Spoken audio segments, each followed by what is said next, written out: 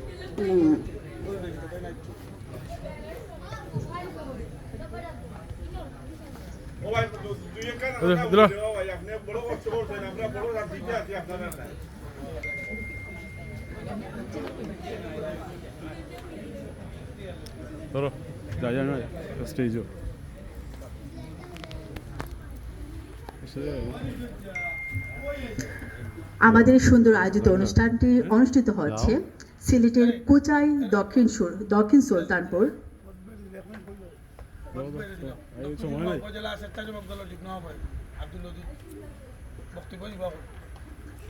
এবং যারা আয়োজন করেছেন 42 নং ওয়ার্ডবাসী। আমরা একটু শুভেচ্ছা বিনিময় করব। শুভেচ্ছা বিনিময় এবং শুভেচ্ছা বার্তা, শুভেচ্ছা বক্তব্য নিয়ে আসছেন আমাদের সবার শ্রদ্ধেয় ভাইয়া আব্দুল ওয়াদুদ। আব্দুল ওয়াদুদ ভাইয়াকে মঞ্চে আসার জন্য অনুরোধ করেছি।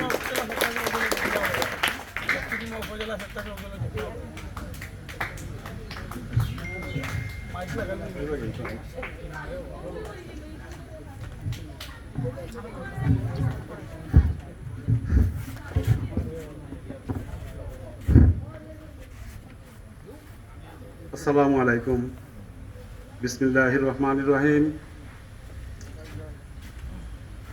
আজকের এই দেশনেত্রী, বাংলার গণমানুষের নেত্রী, আপসের নেত্রী, মা ও মাটির নেত্রী, মা ও মানুষের নেত্রী বেগম খালেদা জিয়ার রোগমুক্তি দোয়া ও আলোচনা সভার সম্মানিত সভাপতি এবং আমরা যার জন্য অধীর আগ্রহে অপেক্ষা করছি, যে মানুষটির কথা বলতে হয়, যার অক্লান্ত পরিশ্রমে বিগত 17 বৎসর আমরা যে ফ্যাসিস্ট সরকারের বিরুদ্ধে দেশে আন্দোলন করেছিলাম, আমরা যারা দেশে ছিলাম, আমরা দেশে প্রতিরোধ করেছি, মার খেয়েছি, গুলি খেয়েছি, জেল কেটেছি এবং অনেকে এখনো মামলা অনেকের চলতেছে, মামলা প্রক্রিয়াধীন আছে, আবার কেউ মামলা থেকে খালাস পেয়েছেন।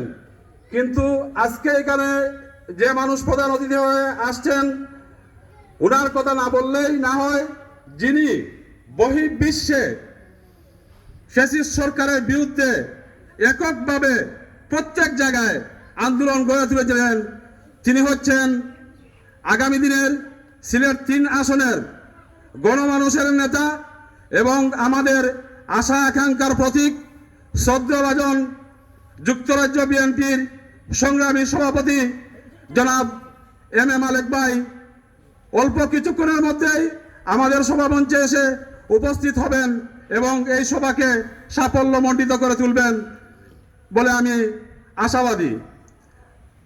এখানে উপস্থিত আমাদের বালাগঞ্জ, ফেন্সুগঞ্জ, মোগলবাজার, দক্ষিণ সুরমা থানার নেতৃবৃন্দ উপস্থিত আছেন, জেলা মহানগর যুবদলের সহসভাপতি আমার বন্ধুবর নজরুল ভাই এবং আরো নেতৃবৃন্দ যাদের নাম আমি আসলে বলতে পারছি না। আমার আরো উপস্থিত আছেন জেলা জাসাসের সহসভাপতি বন্ধুবর আজিজুর রহমান আজিজ ভাই।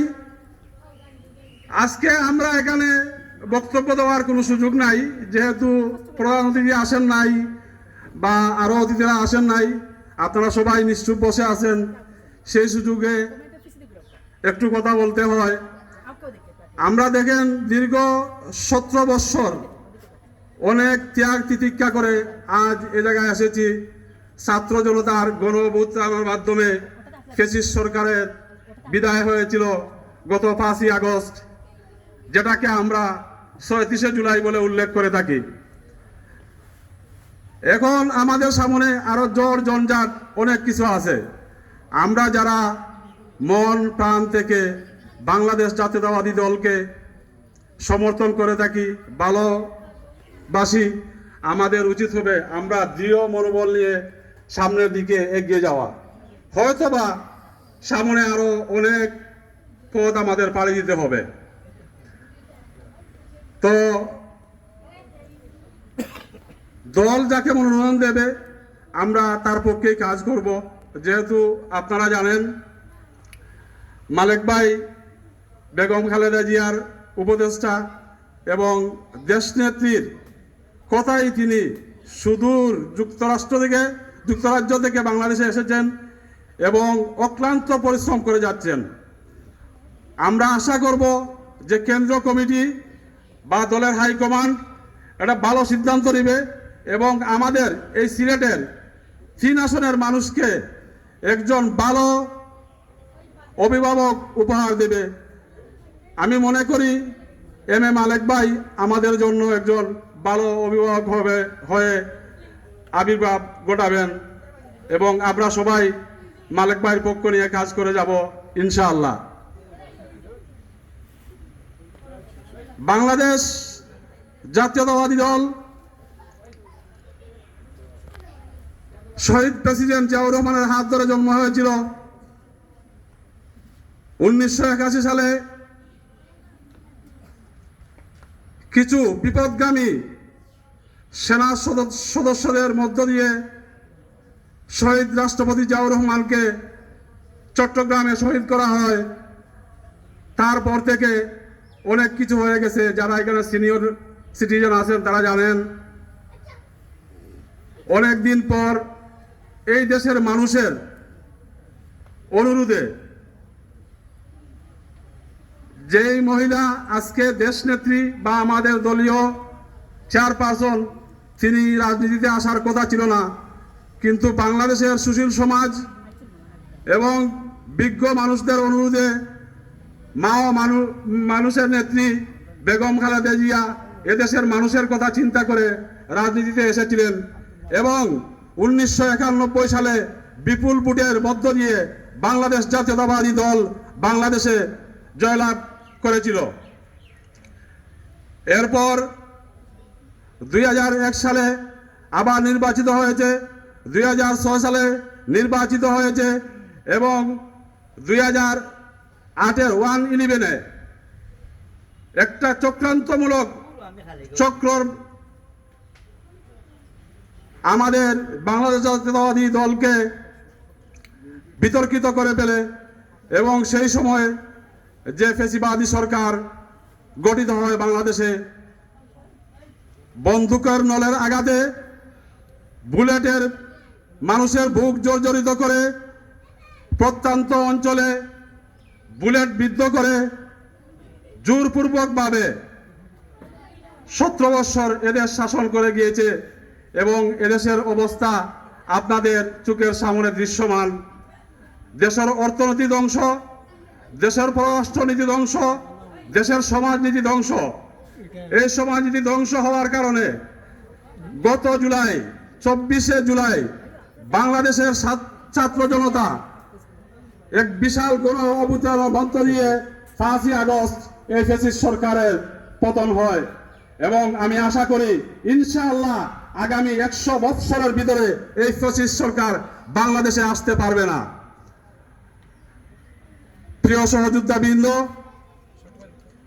আপনারা সবাই মন প্রাণ থেকে কাজ করে যাবেন, যাতে আগামী দিনে বাংলাদেশ জাতীয়তাবাদী দল বাংলাদেশের মানুষের আশা আকাঙ্ক্ষার প্রতিফলন ঘটাতে পারে।